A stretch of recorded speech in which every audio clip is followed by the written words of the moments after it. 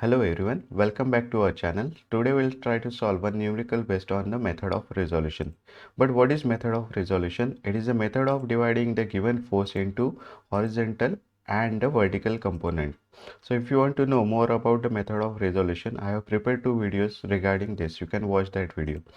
So today we'll solve type 1 numerical for the method of resolution. Method of resolution is used to find the resultant of given force system. So this is the given figure and the question for type 1 numerical is find the resultant of the force for the system shown in the figure. So before going to the actual solution, we'll first make a checklist for all important things. So first in that is find the angle of all the forces with x-axis. Please check the angle of all the inclined forces. So 10 kilonewton is making an angle 60 degree with the x-axis, but 5 kilonewton is making an angle 60 degree with the y-axis. So convert it in the x-axis. So total angle is 90 minus this 60. So this angle should be equal to 30 degrees. So in this way, convert all the angles with respect to x-axis. Check the direction of all the forces. Make a note of the direction of all the forces. Now see force 1, 2, 3, 4 all are pointing towards the outward direction. The next thing is identify inclined forces. 8 kilonewton is a horizontal force, 7 kilonewton is a vertical force, and 10 and 5 kilonewtons are the inclined forces. So these forces are very important. Now we'll start with the step number 1. Resolution of forces. So we'll start with this force and we'll go in the anti-clockwise direction. So first force is 8 kilonewton. Now this is the representation of 8 kilonewton. It is a horizontal force. Write the magnitude. Now remember, for horizontal force we'll have only Fx component.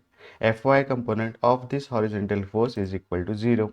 So Fx1 is equal to 8 kilonewton. Its direction is towards right, so it is a positive force, and Fy1 is equal to 0. Now we'll go to the second force, 10 kilonewton.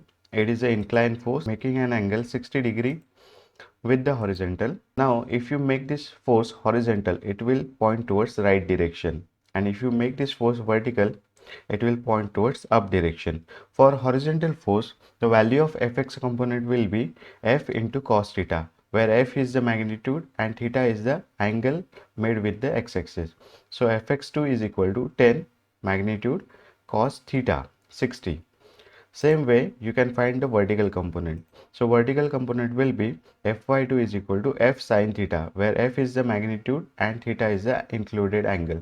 So 10 into sin 60. Don't get confused. You can easily remember the values of Fx2 and Fy2. For that, make sure that the force makes an angle theta with the horizontal. If all the forces makes an angle with the horizontal axis, then you can simply remember Fx is equal to F cos theta and Fy is equal to F sin theta. So I'll write it here. Now think about the sign. This horizontal component points toward the right direction. This horizontal component points towards the right direction. That's why Fx. This horizontal component points towards the right direction. Therefore, Fx2 is positive. Fy2 is point towards upward direction, so it is positive. Now we'll go to the third component, 7 kilonewton.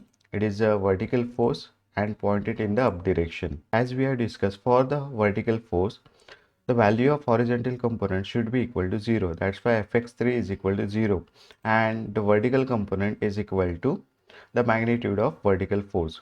So Fy3 is equal to 7 kilonewton. Again, the direction of this force is upward. That's why Fy3 is positive. Now we will find the components for the fourth force. Now this fourth force is located in the third quadrant. So for this force, the magnitude is equal to 5 kilonewton and the angle is given 60 degree. Now this angle is with the vertical axis. So first convert it with the horizontal axis. So 90 minus 60, so it is equal to 30 degree. Now if you make this force horizontal, it will point towards the left direction. And the value of horizontal component will be F cos theta. So 5 into cos 30. If you make this force vertical, then it will point towards the down direction. Aligned with the y-axis, it will point towards the downward direction. So the value of this is equal to F sin theta. That is 5 into sin 30. Now, if you would have considered this angle is equal to 60 degree and not calculated 30 degree, then you can write this equation as horizontal component is equal to F into sine 60 and vertical component is equal to f into cos 60. That is the only difference. So we'll write the values. Now fx4, it points towards the left direction. That's why it is minus. Fy4, vertical force, point in the downward direction. So it is minus. So in this way, we have calculated the values of horizontal component and the vertical component. Now we'll find the summation of horizontal and vertical component. So first we'll start with the summation of fx. Summation of fx is the summation of all the horizontal component of the forces. fx1, fx2, fx3, fx4. So we'll write the equation 8 10 cos 60. The horizontal component of the vertical force is 0 and this is minus 5 cos 30. So we have got the answer is equal to 8.67 kilonewton. Same way we'll find out summation of Fy. Summation of Fy is addition of all vertical components. So Fy1, Fy2, Fy3, Fy4. So for the first force, the value of vertical component is equal to 0. For the second force, it is 10 sine 60. For this next component, it is 7. And for the last, it is minus 5 sine 30. So after doing the calculation, we are getting the answer summation of Fy is equal to 13.16 kilonewton. So in this way, we have successfully calculated the values of summation of Fy and summation of Fx. Now we'll find out the resultant. Resultant is a single force which will replace all other forces and having the same effect. R is equal to square root of summation of Fx square plus summation of Fy square. So put the values of summation of Fx and summation of Fy. We'll get the value of resultant is equal to R is equal to 15.76 kilonewton. Now we'll find the angle of resultant force with the horizontal. So for that the formula is theta is equal to tan inverse of summation of Fy divided by summation of Fx. Put the values of summation of Fy and Fx here. So we'll get the value of theta is equal to 56.62.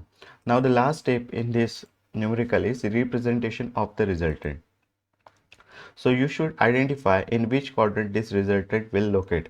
First, second, third or fourth. For that, first identify the summation of fx. So only consider positive or negative sign of the summation of fx. Now summation of fx is a horizontal component and its value is positive. So this force pointed towards the right direction. So we should draw a line which point towards the right direction. Now summation of fy, it is a vertical component. Its value is positive, so it is pointed toward the upward direction.